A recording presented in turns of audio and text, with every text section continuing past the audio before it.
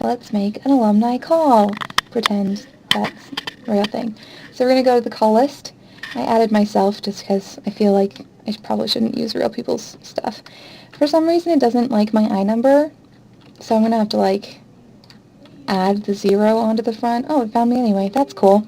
So you put the person into the contact ticket, and I just scroll down and uncheck myself just to make sure. And then I'm going to go over to this handy dandy thing that's on my other screen so you can't actually see it. And let's pretend I'm in the middle of the document so I don't actually know where I am. And I'm just going to control and paste my I number. And you have to click on this column for some reason because it hates me. And oh look, there I am. And so then I'm going to go over and be like, oh look, this is her first number. So that's the first one I'm going to call. Obviously, it's not real.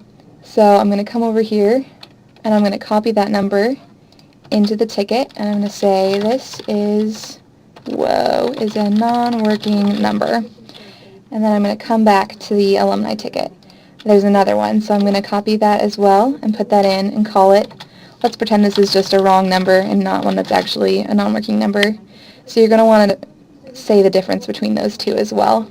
And those are the only numbers we have in here.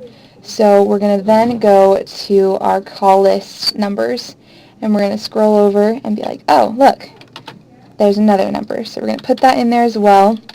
We're going to call, it's my actual number, so obviously you're going to get me.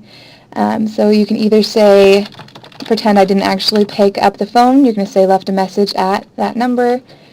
Make sure that these say left a message as well.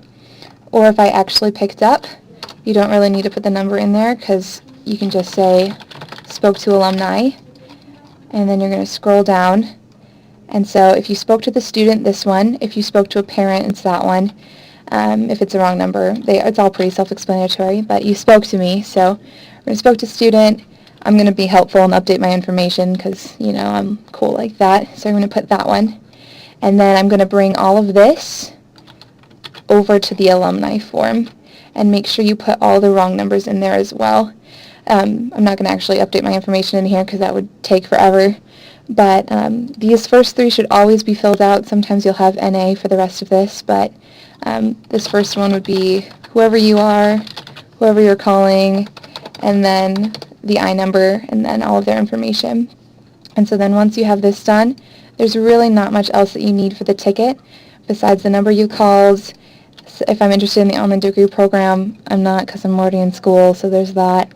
And then you just save it, which I'm not going to do right now because that would be bad.